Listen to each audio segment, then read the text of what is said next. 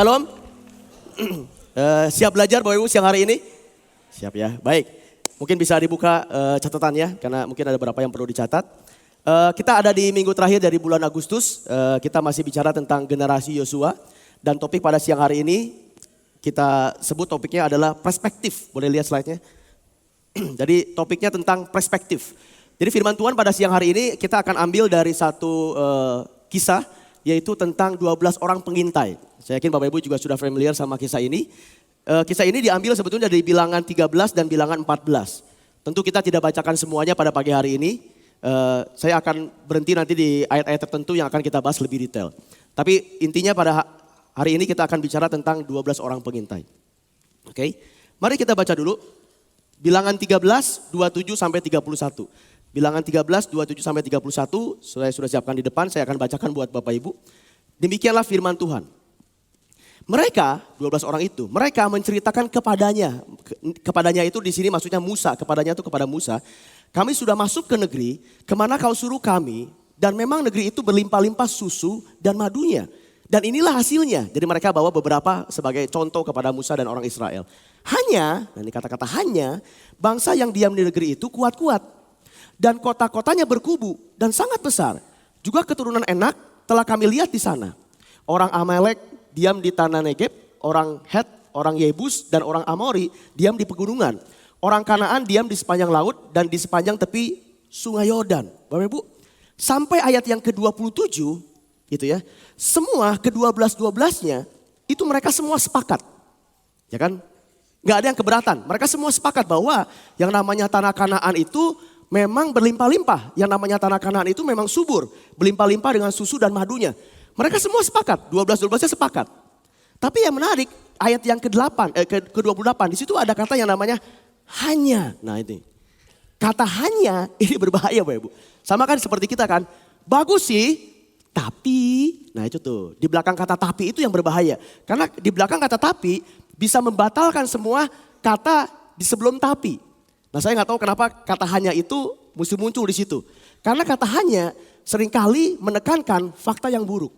Nah Bapak Ibu, ayat 27 sampai 29, well ini semua tentang fakta. Ya kan? Ini semua apa yang mereka lihat. Dan tidak ada yang salah. Ini memang faktanya. Tanah Kanaan memang subur. Tapi di satu sisi bangsa-bangsa yang diam di sana juga kuat-kuat. Ada orang Enak, ada orang Amalek. Jadi memang kuat-kuat. Dan ini semua fakta. Semua fakta. Oke? Nah sampai di sini semua oke. Kita sebagai manusia juga mesti lihat fakta. Oke, kita kan dikasih Tuhan logika ya. Kita kasih Tuhan otak untuk kita juga melihat logika. Sampai di sini faktanya semua oke. Oke, kalau dalam bahasa bisnis, fakta yang harus diperhitungkan itu biasanya istilahnya resiko yang diperhitungkan atau calculated risk. Itu kan dalam bahasa bisnis ya. Tapi maksud saya di sini faktanya memang harus diperhitungkan. Sesuatu yang memang mesti kita pertimbangkan. Tapi di sini waktu 12 orang itu bilang begitu, di sini pun yang namanya Kaleb dan namanya Yosua, mereka juga tidak membantah. Kaleb dan Yosua setuju. Setuju kalau tanah Kanaan subur. Oke. Kaleb dan Yosua juga setuju. Orang-orang yang ada di sana juga orang-orang yang kuat. Orangnya gede-gede gitu. Orang Amalek besar, orang Enak juga besar. Semua setuju. Kaleb dan Yosua juga setuju. Karena ini fakta. Memang faktanya ya begitu. Oke. Tapi mari kita lihat respon mereka setelah itu. Respon mereka setelah melihat fakta ini itu yang berbeda. Nah mari kita lihat responnya menjadi berbeda berdasarkan fakta yang sama, yang sama-sama mereka lihat. Mari kita lihat ayat selanjutnya. 30 sampai 31, saya akan bacakan. Nah di sini mulai ada perbedaan nih. Kemudian Kaleb mencoba menenteramkan hati bangsa itu di hadapan Musa. Katanya, tidak, kita akan maju dan menduduki negeri itu sebab kita pasti mengalahkannya, kata Kaleb. Tetapi orang-orang yang pergi ke sana bersama-sama dengan dia berkata, jadi ada lagi kelompok yang lain berkata, kita tidak dapat maju menyerang bangsa itu. Karena mereka lebih kuat daripada mereka. Karena mereka lebih kuat daripada kita. Bapak Ibu kita mesti ingat nih, mereka 12 orang ini pergi bareng-bareng untuk mengintai tanah Kanaan itu kurang lebih 40 hari. Oke, mereka bareng-bareng 40 hari. Coba bayangkan, jadi mereka bareng-bareng mengintai, melihat tanah Kanaan. Oh ya betul ya, di situ ada orang Amalek, di situ ada orang Enak dan segala macam. Mereka sama-sama mengintai. Lalu Bapak Ibu bayangkan, pada saat mereka mau pulang, itu kan pasti beberapa hari juga kan. Belum ada pesawat, belum ada kereta api. Jadi mereka bareng-bareng jalan. Bapak Ibu kebayang gak? Pasti mereka di jalan waktu pulang, mereka pun udah diskusi gitu. Mereka juga udah diskusi, mereka akan bilang begini, hey kita tuh mau pulang sebentar lagi. Jadi kabar yang mau kayak gimana yang kita mau sampaikan kepada Musa dan orang Israel? Kabar yang seperti apa yang mau kita sampaikan? Kita berani nyerang apa enggak? Saya yakin Bapak Ibu mereka juga diskusi. Bener enggak? Kebayang dong mereka juga diskusi. Wah ada yang bilang, wah udahlah kita laporin aja begini. Kita gak mungkin dah menang deh. Tapi kalian sama Yosua bilang gini, enggak lah kita laporin aja bahwa kita pasti sanggup. Jadi saya yakin di jalan pun mereka lagi berdebat Bapak Ibu. Dan saya yakin berdebatnya juga cukup sengit. Sehingga mereka tidak mencapai kesepakatan. Kaleb dan Yosua tetap kekeh bahwa kita sanggup. Tapi 10 orang lagi juga tetap kekeh, kita tidak sanggup. Saya yakin Bapak, saya gak kebayang itu gimana tuh ya lagi sepanjang perjalanan. Mungkin juga udah sebel-sebelan. Udah lu kalau tidur belah sana lu, gua gak mau deket-deket lu, mungkin begitu ya. Ayo kita ke-10-an bersihin aja yuk supaya angkat pelukan misalnya. Jadi Bapak Ibu saya kebayang begitu karena udah sering begitu ya. Dan yang menarik begini, begitu mereka sampai ke tanah Israel, mereka gak sabar ngasih kabar kepada Musa. Karena di sini di ayatnya tidak dikatakan bahwa mereka istirahat dulu. Enggak. Kan bisa saja ya, begitu mereka tiba di Israel, mereka istirahat dulu beberapa hari baru menghadap Musa. Enggak dibilang begitu. Jadi mereka begitu sampai ke Israel, mereka kayaknya enggak sabar kasih kabar kepada Musa. Mereka buru-buru ketemu Musa. Pengen cepet-cepet ngomong gitu. Jadi yang 10 pengen cepet-cepet ngomong, Kaleb sama Yosua juga pengen cepet-cepet ngomong. Jadi cepet-cepet. Dan dilala yang lebih cepat ngomong adalah yang 10 tadi. Jadi si Kaleb sama Yosua itu keduluan gitu istilahnya. Karena yang lebih ceritanya adalah si yang 10 tadi. Oke. Itu kita mesti lihat dulu nih. Nah, Bapak Ibu yang menarik adalah ayat, boleh ayatnya lagi 30 31. Kalau 27 sampai 29 itu memang fakta. Ayat 30 sampai 31 itu bukan fakta. Coba sebentar nih, oke. Kenapa? Karena pada saat itu Israel belum kalah sama orang-orang di Kanaan. Karena pada saat itu mereka juga belum menyerang. Nangkep Bapak Ibu? Kalau yang tadi kan memang faktanya begitu. Tapi kalau ini belum fakta. Karena kan mereka bisa bilang begini. Kalau Kaleb bilang gini, kita akan maju. Sebab kita akan pasti mengalahkannya. Udah kejadian maju? Belum. Kalau yang 10-nya bilang gini, kita tidak dapat maju menyerang bangsa itu. Karena mereka lebih kuat daripada kita. Udah kejadian melawan mereka? Belum. Jadi ini bukan fakta. Tapi disinilah terjadi perubahan cara pandang. Bahasa kerennya terjadi perubahan perspektif. Oke, di sini terjadi perubahan. Berdasarkan fakta yang ada, di sini terjadi 2 cara pandang. Ada 2 orang, Kaleb dan Yosua punya perspektif bilang begini, kita pasti mengalahkannya. 10 orang punya perspektif, kita tidak bisa mengalahkannya. Jadi Bapak Ibu, 30 dan 31 bukan fakta. Tapi memang mayoritas 10 orang bicara bahwa kita tidak bisa menduduki tanah Kanaan. Nah di Alkitab tidak disebutkan biang keroknya siapa. Kan pasti segala satu ada biang kerok gitu ya. Kalau demo juga kan ada yang pemimpinnya. Tidak dikatakan siapa. Cuman biang kerok itu nyebelin juga ya. Karena gara-gara dia itu menyebarkan kabar buruk gitu istilahnya. Nah kalau saya gambarkan begini Bapak, kalau saya gambarkan begini. Pertama ada fakta tentang tanah Kanaan. Subur, berlimpah-limpah madu, subur, susu dan segala macam. Tapi fakta yang berikutnya, tanah Kanaan ini diduduki oleh bangsa-bangsa yang kuat. Oke, itu semua fakta. Semua mereka melihat hal yang sama. Nah, tapi lalu ada cara pandang 10 orang bilang kita akan kalah. Cara pandang 2 orang kita akan menang. Menang atau kalah belum fakta. Tapi itu cara pandang. Betul gak? Itu perspektif yang dimiliki oleh 2 kelompok yang berbeda. Baik perhatikan nih. Perspektif kita membuat respon kita menjadi berbeda. Cara pandang kita akan satu hal membuat respon kita menjadi berbeda. Yang 10 punya perspektif bilang gini, kita akan kalah. Akibatnya apa respon mereka? Udah gak usah nyerang, kita udah di sini aja. Itu responnya. Tapi yang 2 punya perspektif bilang gini, kita pasti menang. Akibatnya responnya apa? Kita perlu menyerang. Perhatikan ya, fakta yang sama dilihat dengan sudut pandang yang berbeda. Membuat action kita, membuat respon kita juga berbeda. Itu pentingnya namanya perspektif. Kalah atau menang belum terjadi. Tapi kalah buat yang 10 itu menjadi kebenaran buat yang 10 orang. Menang buat yang 2 orang itu menjadi kebenaran buat yang 2 orang. Jadi Bapak Ibu, di sini ada fakta dan ada kebenaran. Sampai sejauh ini masih oke? Saya terlalu cepat? Suara bisa terdengar dengan baik, ini meskipun agak flu. Oke ya. Jadi di sini ada 2 hal, ada fakta dan ada kebenaran. Ada fakta dan ada kebenaran. Nah, saya mau jelaskan lebih lanjut. Apa sih pengertiannya fakta? Apa pengertiannya kebenaran? Karena seringkali orang tertukar-tukar Bapak Ibu. Oke, saya ambil beberapa contoh dari yang kehidupan sehari-hari sampai nanti yang lebih berat ya. Bedanya fakta dengan kebenaran. Mari kita lihat. Fakta. Hari sudah malam. Matahari hilang. Benar? Kalau malam ada nggak matahari? Oh nggak ada, berarti matahari hilang. Itu kan fakta. Kan nggak ada. Malam-malam kan nggak ada matahari toh. Kita ngelihatnya memang nggak ada matahari, sudah malam. Tapi kebenarannya adalah hari sudah malam. Tapi matahari mah masih ada. Nggak hilang, cuman ada di bagian yang lain. Itu kebenaran. Oke, pelan-pelan ya. Ibu, fakta dan kebenaran. Contoh yang kedua. Saya lahir ke dunia gara-gara mama sama papa saya. Itu kebenaran memang lahirnya kan gara-gara papa dan mama lahir. Ya gimana saya memang lahir kayak gara-gara papa mama saya sih. Itu fakta memang. Tapi kebenarannya Anda lahir bukan kebetulan. Anda lahir karena Tuhan punya tugas buat Anda. Saya lahir dunia karena Tuhan yang mengutus saya. Itu kebenaran. Bukan fakta. Oke. Contoh yang ketiga. Ini yang minggu lalu. Fakta. Daud kecil. Masih muda. Kemerah-merahan. Tidak memiliki pedang.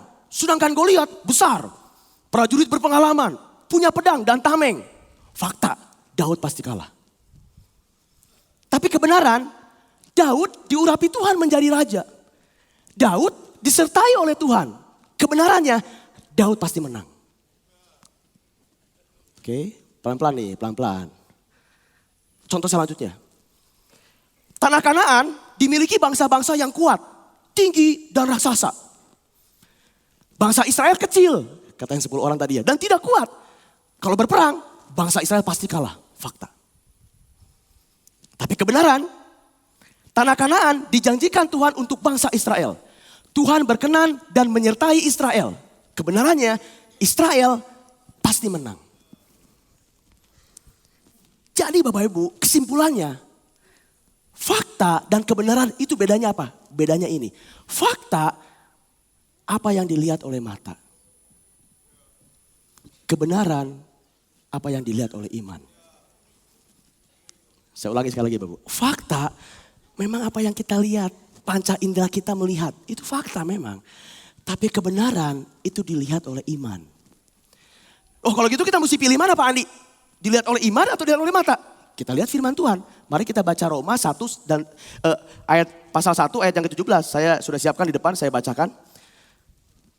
Sebab di dalamnya nyata kebenaran Allah yang bertolak dari iman dan memimpin kepada iman. Seperti ada tertulis, orang benar akan hidup oleh iman. Saya mau tanya, siapa orang benar di tempat ini? Nggak ada yang ngaku. Kita semua orang benar bukan? Nah kalau kita semua orang benar berarti kita mesti hidup berdasarkan fakta atau kebenaran? Kebenaran karena kebenaran itu dasarnya iman. Bapak Ibu, oleh karena itu yang namanya Alkitab tidak disebut ini fakta firman Tuhan.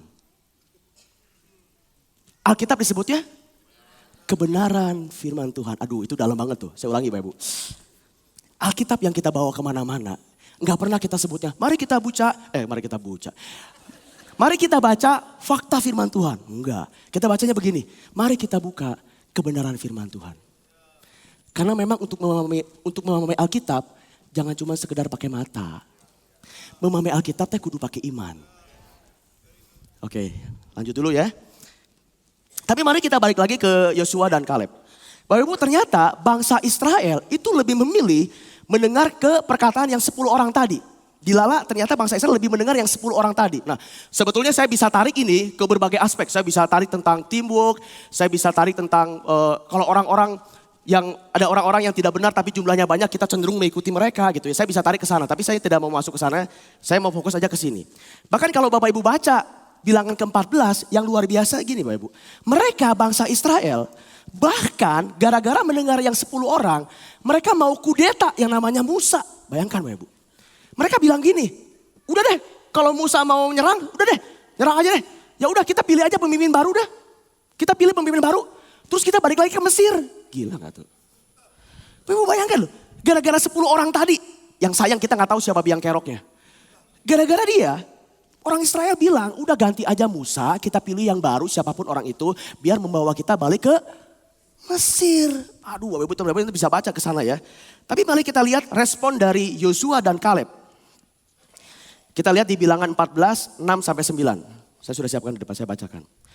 Tetapi Yosua bin Nun dan Kaleb bin Yefun, yang termasuk orang-orang yang telah mengintai negeri itu, mengoyakkan pakaiannya dan berkata kepada segenap umat Israel, karena mereka udah mau memberontak tuh. Negeri yang kami lalui untuk diintai itu adalah luar biasa baiknya. Jika Tuhan berkenan kepada kita, maka Ia akan membawa kita masuk ke negeri itu dan akan memberikan kepada kita suatu negeri yang berlimpah-limpah susu dan madunya. Selanjutnya, ayat yang ke-9, hanya janganlah memberontak kepada Tuhan dan janganlah takut kepada bangsa negeri itu, sebab mereka akan kita telan habis. Yang melindungi mereka sudah meninggalkan mereka, sedangkan Tuhan menyertai kita. Janganlah takut kepada mereka. Bapak Ibu, yang Bapak Ibu mesti ketahui begini. Bangsa Israel yang tadi, yang lebih percaya kepada 10 orang tadi. Bangsa Israel yang pengen melakukan kudeta. Bapak Ibu mesti ngerti. Mereka sudah pernah melihat mukjizat-mukjizat dari Tuhan. Jadi waktu Tuhan mengirimkan 10 tulah kepada orang Mesir, itu orang ngeliat. Itu orang Israel itu ngeliat. Ada hujan es, ada anak sulung mati, itu mereka ngeliat. Bahkan mereka semua juga tahu waktu mereka berjalan ke tanah Kanaan, kalau siang-siang ada tiang awan, malam-malam ada tiang api. Ya toh, ini mereka semua tuh yang mengalami itu Bapak Ibu. Tapi waktu mendengar kabar dari 10 orang, bayangkan mereka memberontak, bahkan mereka mau balik lagi ke Mesir. Padahal mereka semua sudah pernah mengalami mukjizat Tuhan. Wow Bapak Ibu, menurut saya, kok bisa begitu ya? Jadi saya mau bilang begini Bapak Ibu. Jadi sebetulnya seseorang mengalami mukjizat bukan jaminan seseorang itu punya hubungan dan mengenal Tuhan yang baik. Buktinya orang Israel tadi. Kalau saya balik, demikian juga sebaliknya. Bukan berarti orang yang belum mengalami mukjizat, kita tidak bisa menjudge, berarti orang itu tidak punya hubungan dan tidak mengenal Tuhan dengan baik. Karena buat Tuhan berarti patokannya bukan mukjizat. Buat Tuhan patokannya adalah bagaimana ketaatan kita dan iman kita kepada Dia. Apapun kondisinya, itu patokan Tuhan. Dan ketaatan dan iman kita baru bisa bertumbuh kalau kita punya hubungan dan mengenal Tuhan dengan baik. Maka ketaatan dan iman kita baru bisa muncul. Kenapa Bapak Ibu? Karena kalau kita punya hubungan dan mengenal Tuhan dengan baik, maka roh kita akan menyatu dengan Roh Kudus. Sekali lagi saya ulangi, kalau kita punya hubungan dan mengenal Tuhan dengan baik, maka roh kita itu akan menyatu dengan yang namanya Roh Kudus. Dan kalau Bapak Ibu tahu, ternyata kenapa Kaleb dan Yosua punya respon yang berbeda, punya perspektif yang berbeda dibandingkan dengan 10 orang. Rahasianya ada di ayat ini. Mari kita baca bareng-bareng. Ini buat saya Bapak Ibu, rahasia. Kenapa Yosua dan Kaleb itu bisa begitu responnya berbeda dengan 10 orang. Rahasianya ada di sini. Meskipun di ayat ini hanya disebut Kaleb. Tapi saya yakin juga Yosua sama kayak Kaleb. Kenapa? Karena mereka berdua punya respon yang sama. Kita baca, ini rahasianya kenapa Kaleb dan Yosua punya respon yang berbeda. Bilangan 14 ayat yang ke-24. Bilangan 14 ayat 24. Ini rahasianya Bapak Ibu. Tetapi hambaku Kaleb, memang disebutnya hanya Kaleb, tapi Yosua juga begini pasti. Karena lain jiwa yang ada padanya. Dan ia mengikut aku dengan sepenuhnya. Maka kubawa masuk ke negeri yang telah dimasukinya itu. Dan keturunannya akan memilikinya. Saya ulangi Bapak Ibu yang pakai warna merah. Karena lain jiwa yang ada padanya. Hati-hati bacanya jangan cepat-cepat. Bukan kelainan jiwa, bukan. Lain jiwa yang ada padanya. Dan ia mengikut aku dengan sepenuhnya. Bapak Ibu, mengikut aku dengan sepenuhnya, saya yakin Bapak Ibu sudah ngerti. Yang kita pengen tahu, apa maksudnya jiwa lain jiwa yang ada padanya. Itu maksudnya apa sih? Supaya lebih jelas, saya ambil dari satu versi bahasa Inggris, dari NIV. Mari kita lihat yang huruf merah saja. Saya bacakan 24A-nya. Because my servant Caleb has a different spirit. Oh, jadi lain jiwa yang ada padanya itu dalam bahasa Inggrisnya ternyata different spirit. Saya nggak tahu kenapa bahasa Indonesianya diterjemahkannya jiwa. Karena dalam benak kita yang namanya spirit itu roh, bukan jiwa. Jadi yang namanya Caleb dan Yosua, mereka kenapa bisa berespon seperti itu? Mereka punya perspektif yang berbeda karena Caleb dan Yosua punya roh yang berbeda. They have different spirit. Nah, sekarang mari kita bahas ya. Kenapa sih gara-gara roh yang berbeda, Yosua dan Caleb bisa punya perspektif yang berbeda? Mari kita bahas juga gimana caranya supaya kita juga punya roh yang berbeda. Kayak Caleb dan Yosua. Karena ini sebetulnya kalau dalam bahasa manajemen, ini key sukses faktornya gitu. Ini kunci yang paling utamanya tuh gara-garanya ini nih. Lain jiwa yang ada padanya. Nah, kita pengen tahu kenapa bisa begitu? Bagaimana caranya punya jiwa yang berbeda? Kan gitu kan? Mari kita lihat. Bapak Ibu, sebagaimana kita ketahui bahwa kita itu punya tubuh, kita punya jiwa, oke, dan kita punya roh. Oke, semua sama, sudah tahu ya, bahwa kita punya tubuh, kita punya jiwa, dan kita punya roh. Boleh tampilkan slide-nya? Kita punya tubuh, kita punya jiwa, kita punya roh. Atau kita punya spirit, kita punya soul, dan kita punya body.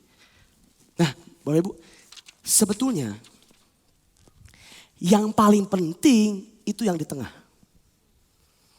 Oke, ini perantara, ini medium, ini perantara. Yang penting itu ada di tengah. Oke, ini yang paling penting itu namanya jiwa. Dan jiwa ini isinya apa sih? Jiwa ini isinya adalah, boleh lihat slide-nya? Jiwa ini isinya adalah, ada 3. Pikiran, will itu kehendak bebas. Makanya kita bisa memutuskan kehendak bebas kita maunya apa. Yang ketiga, emotion. Jadi di sini ada pikiran, ada will, kehendak bebas, sama ada yang namanya emotion. Ini adanya di sini. Oke, di sini nih. Nah, Bapak Ibu, yang namanya tubuh itu memberikan informasi ke jiwa. Dia kasih informasi, dia kasih knowledge. Yang namanya spirit juga kasih informasi ke yang namanya Oke, jadi ada ini tubuh dan roh itu memberikan informasi ke yang namanya jiwa. Informasi seperti apa nanti kita bahas. Jadi yang penting itu di sini nih. Karena di sini punya pikiran, di sini punya kehendak bebas, di sini punya emosi. Mereka berdua kasih informasi. Oke. Bapak Ibu tahu nggak? Yang namanya perspektif, sudut pandang adanya di sini. Di sini terjadi yang namanya peperangan dalam tanda kutip. Peperangan rohani terjadinya di sini. Makanya Joyce Meyer bilang gini, the battle of mind. The battle of mind. Makanya peperangannya itu, udah cabut aja deh ya, supaya gak jatuh. Tubuh, jiwa, dan roh. The battle itu ada di sini Bapak Ibu. Karena begini, yang namanya tubuh itu memberikan informasi ke pikiran. Memberikan informasi. Yang namanya roh, apalagi kalau kita udah lahir baru, kita nyatu dengan Roh Kudus. Roh Kudus melalui roh kita juga kasih informasi ke jiwa. Begini. Nah, tergantung si jiwa. Mau dengar yang mana? Oke, saya kasih ilustrasi. Misalnya begini. Hey, lu masih ingat gak peristiwa 10 tahun yang lalu? Waktu teman kamu si A menghina kamu. Udah, jangan pernah memaafkan dia. Ya kan? Kamu masih ingat kan dulu sakit hatinya kayak gimana? Dia mendengar. Oh iya ya, gue memang masih sakit hati sampai sekarang. Iya, gue gak mau maafkan dia. Roh Kudus bilang gini, hey, kamu mesti memaafkan. Firman Tuhan bilang, kasih harus memaafkan. Oh ya benar ya, kita mesti memaafkan juga. Ya betul kata firman Tuhan begitu. Jangan. Lu tahu nggak? Dulu, lu masih ingat kan sakitnya kayak gimana? Kamu sampai nangis lu lagi itu. Udah nggak usah dimaafin. Oh iya benar ya, gue masih inget banget dulu gila. Pelecehan gitu. Saya nggak mau. Jangan. Kamu mesti punya kasih. Ingat, kasih itu lemah lembut. Kamu mesti memaafkan. Memaafkan itu buat kamu, bukan buat dia. Oh ya benar juga ya. Jadi begitu tuh, pertentangannya begini. Contoh lain. Udah, lebih baik nonton film jorok. Enak sama jiwa, sama tubuh. Oke, udahlah, gak ada yang lihat kok. Oh iya benar ya, tapi film jorok tuh enak ya. Jangan, dosa. Jangan berzina. Gak boleh, itu dosa lu. Dosa bener, gak boleh. Udah, gak ada yang tahu. Siapa yang tahu? Udah nonton aja diem-diem. Tinggal buka YouTube, gampang. Udah, tinggal baca-baca buku yang gak bener aja, oke? Udahlah, zina aja, udahlah. Oh bener ya, gampang. Sekarang mah gampang, bener. Oke deh, mau deh, memang enak. Jangan. Ingat firman Tuhan, gak boleh begitu, Ibu. Jadi battle-nya ada di sini, Ibu. Ngerti saya? Nah tergantung sekarang begini. Mana yang lebih sering Anda kasih makan? Kalau ini yang lebih sering Anda kasih makan atau yang sering Anda dengar, dia akan semakin besar. Kamu sakit hati aja. Kamu masih ingat dulu sakit hatinya kayak apa? Dia makin gede karena kita sering mendengarkan orang bilang, iya benar jangan dimaafin. Orang-orang bilang ke saya, jangan dimaafin. Jadi dia semakin gede Pak Ibu. Suara dia semakin gede. Yang ini karena gak dikasih makan, jadi makin kecil. Udah, gak usah didengerin. Oke, sakit hati itu dosa. Jangan, pokoknya kamu mesti sakit hati. Kebayang gak sakitnya? Jangan. Itu teh dosa, gak boleh. Jadi tergantung ada yang mana ini. Sama kebalikannya, kalau kita lebih sering mendengarkan ini, dia yang lebih besar. Jangan berzina. Itu dosa. Jaga kekudusan kamu. Yang ini, karena kita gak sering kasih makan, dia makin kecil. Udah nonton aja. Udah berzina aja. Ini bilang, gak boleh. Dia bilang, gak boleh sama ini. Ngambek tuh. Dia ngambek tuh. Dia bilang, oh ya udah. Terserah lu kalau gitu. Nah betul. Jadi Bapak Ibu, semuanya peperangan sebetulnya ada di sini nih. Di jiwa. Makanya the battle. Oh man. Nah sekarang pertanyaan lagi. Tergantung. Anda lebih banyak dengerin yang mana? Anda lebih banyak masukin yang mana? Boleh lihat slide-nya? Yang namanya tubuh itu informasinya di luar dari suara Tuhan. Tubuh itu dari berbagai-bagai suara yang bukan dari firman Tuhan. Lingkungan yang negatif. Oke, yang tadi kan teman-teman bilang, udah sakit hati aja, udah nonton ini aja, udah segala macam yang negatif. Itu semua dari situ, termasuk dari media. Oke, nonton hal-hal yang gak bener. Sinetron-sinetron yang gak oke gitu Ibu. Itu kan semua media. Itu semua dikasih makan. Kalau kita lebih sering waktu kita mendengarkan mereka, itu yang sering kita kasih makan. Ini informasi dari tubuh ke jiwa. Ini yang disebut namanya fakta. Oke, dunia juga udah sering membenci kok. Tuh lihat di sinetron-sinetron. Mereka pada saling benci kan? Jadi benci itu normal kan? Coba lihat aktris-aktris. Mereka pada cerai kan? Berarti cerai itu normal kan? Terus fakta. Oh ya benar ya. Oh oke. Berarti cerai boleh. Oh berarti zina boleh. Oh ya berarti membenci boleh. Itu karena Anda dengar di sini.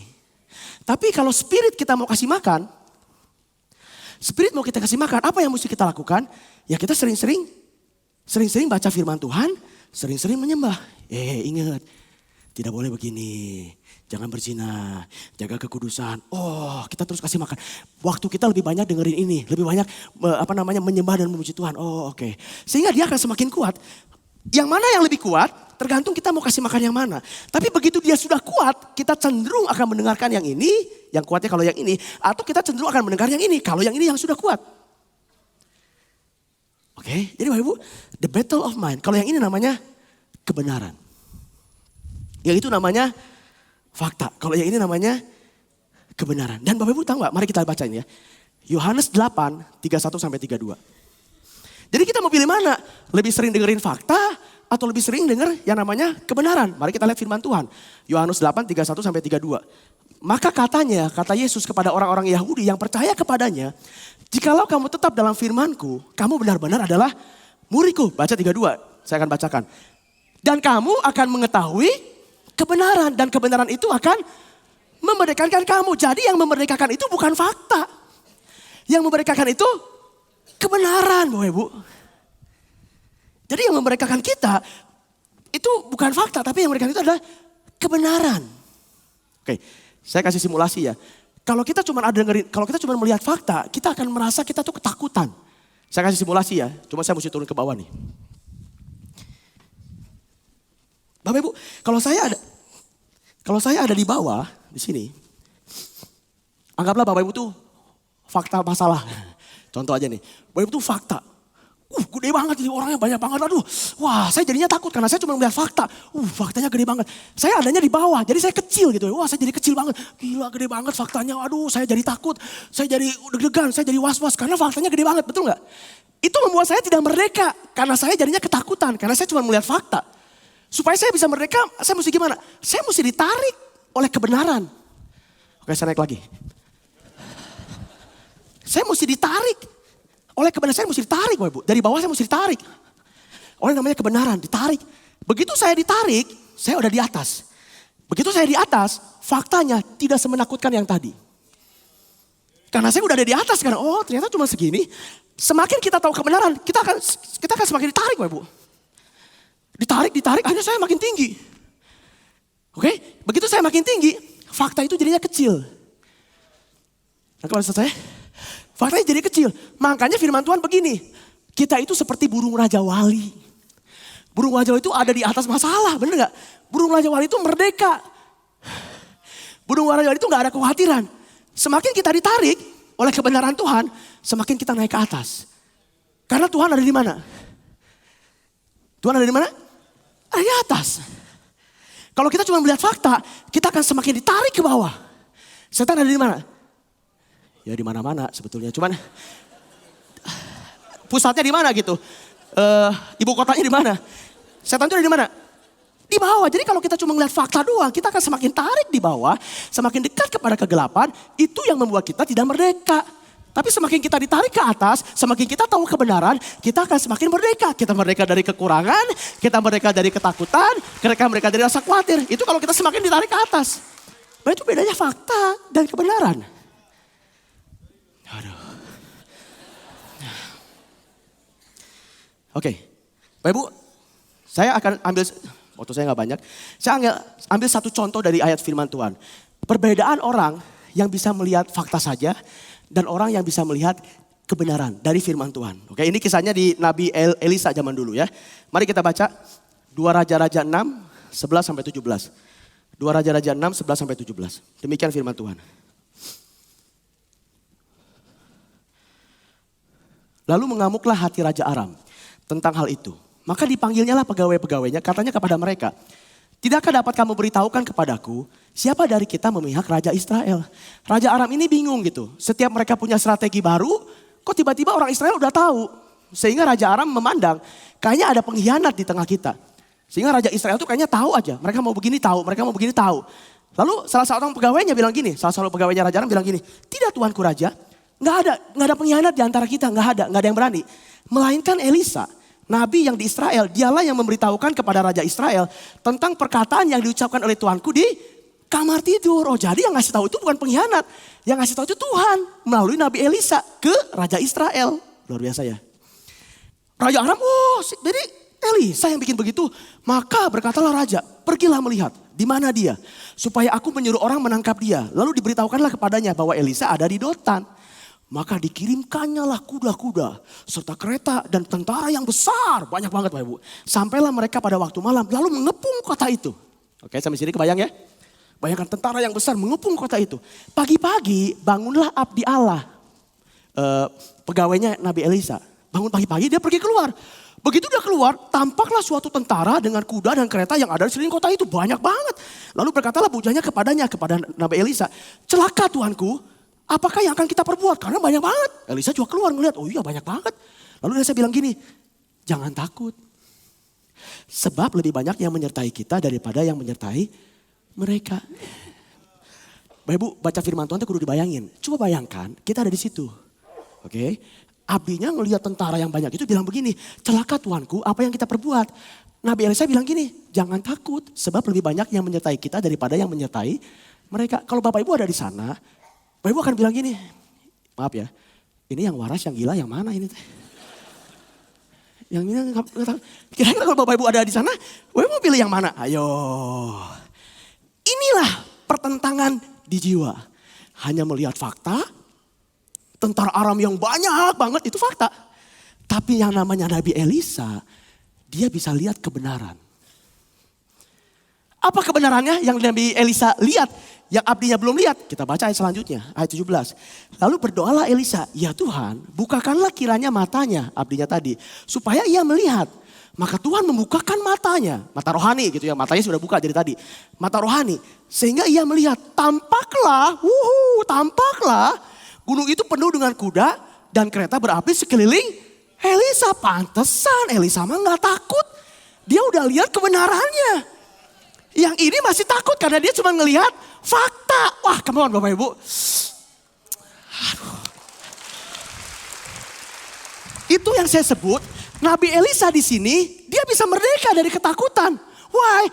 Dia bisa melihat kebenaran. Yang nabinya, dia hanya melihat fakta, makanya dia takut celaka Tuanku. Yang ini bilang, jangan takut. Lah kalau kita ada di sana, kita bilang, ini yang gila yang siapa? Opsinya ada di kita sendiri Bapak Ibu. Ya, saya tutup dengan ini. Kebenaran hanya bisa dilihat oleh mata rohani. Fakta memang hanya dilihat oleh mata jasmani. Jadi tergantung yang mana yang lebih sering kita kasih makan. Oke, karena di sini namanya suara surga, di sini namanya suara dunia. Suara surga, suara dunia. Kita harus dengan sadar karena peperangannya ada di sini. Free will di sini. Kita mesti sadar kita mau pilih suara surga atau kita mau pilih suara dunia. Supaya kita lebih besar. Karena begini, semakin besar dia, semakin kita sering kasih makan, kita akan lebih cenderung ketarik ke dia. Kalau ini yang sering kita kasih makan, mendengarkan suara-suara dunia, kita lebih cenderung tertarik ke sini. Jadi Bapak tergantung mana yang akan Anda beri makan. Ini namanya perspektif kita itu adanya di sini. Dan itu tergantung cara pandang kita berdasarkan cara pandang surga, kebenaran, atau cara pandang yang namanya dunia. Hanya berdasarkan yang namanya fakta. Saya tutup dengan ini. Saya ulangi lagi. Jadi fakta apa yang dilihat oleh mata. Jasmani ya. Kebenaran apa yang dilihat oleh iman. Dan kita semua di sini, kita disebut orang benar. Kalau orang benar, harusnya kita hidup dengan iman. Haleluya. Terima kasih Bapak Ibu, semoga memberkati. Bapak Ibu, saya undang semua kita bangkit berdiri. Saya minta tim musik bisa masuk. Mari kita semua pejamkan mata kita. Semua pejamkan mata kita. Bapak Ibu, pada siang hari ini, saya nggak tahu fakta apa yang Bapak Ibu sedang hadapi saat ini. Mungkin saat ini Bapak Ibu punya fakta bahwa Bapak Ibu saat ini sedang dalam kekurangan. Bergumul tentang masalah biaya hidup. Bapak Ibu bahkan sudah menemui jalan buntu. Aduh, saya nggak tahu lagi mesti gimana tentang biaya hidup ini. Bapak Ibu, itu fakta memang. Itu fakta memang. Tapi pada siang hari ini saya mau memberikan kebenaran yang berasal dari firman Tuhan. Inilah kebenaran firman Tuhan. Filipi 4 ayat yang ke-19. Allahku akan memenuhi segala keperluanmu menurut kekayaan dan kemuliaannya dalam Kristus Yesus. Bapak Ibu sekali lagi, Bu, ini kebenaran. Allahku akan memenuhi segala keperluanmu menurut kekayaan dan kemuliaannya dalam Kristus Yesus. Bapak Ibu, saya juga gak tahu, mungkin saat ini Bapak Ibu juga punya fakta dalam kehidupan Bapak Ibu. Bapak Ibu takut akan masa depan. Aduh, nanti gimana di depan. Saya juga takut akan masa depan anak-anak saya. Nanti dia gimana. Karena makin hari dunia itu makin gawat. Saya takut, saya punya ketakutan akan masa depan. Mungkin itu fakta yang Bapak Ibu saat ini hadapi. Tapi siang hari ini, saya mau ambil kebenaran dari firman Tuhan. Yeremia 29 ayat yang ke-11. Sebab aku ini mengetahui rancangan-rancangan apa yang ada padaku mengenai kamu. Demikianlah firman Tuhan. Yaitu rancangan damai sejahtera. Dan bukan rancangan kecelakaan. Rancangan damai sejahtera. Dan bukan rancangan kecelakaan. Untuk memberikan kepadamu hari depan yang penuh harapan. Bapak Ibu, itu kebenaran yang mari kita renungkan pada siang hari ini. Dan mungkin Bapak Ibu juga siang hari ini, Bapak Ibu juga punya fakta. Aku udah gak sanggup lagi menghadapi kondisi ini. Aku gak sanggup lagi dengan beban hidup ini. Beban hidup ini terlalu berat. Saya udah gak sanggup lagi. Itu fakta memang, itu fakta yang Anda hadapi. Tapi siang hari ini saya mau kasih kabar kebenaran dari firman Tuhan. Ini kebenaran dari firman Tuhan. Filipi 4 ayat yang ke-13. Segala perkara dapat kutanggung di dalam Dia. Segala perkara, semua perkara dapat kutanggung di dalam Dia yang memberikan kekuatan kepadaku. Segala perkara dapat kutanggung di dalam Dia yang memberikan kekuatan kepadaku. Haleluya, haleluya. Bapak Ibu, saya berikan waktu Bapak Ibu secara pribadi berkomitmen kepada Tuhan. Tuhan ampuni saya.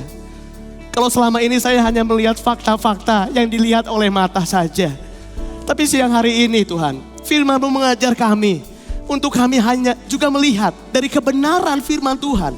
Dan kami mau melihatnya dengan iman, bukan dengan mata jasmani kami, tapi dengan mata rohani kami. Saya persilakan Bapak Ibu secara pribadi mengambil komitmen bersama-sama kepada Tuhan secara pribadi. Penolongku dan pengharapanku di setiap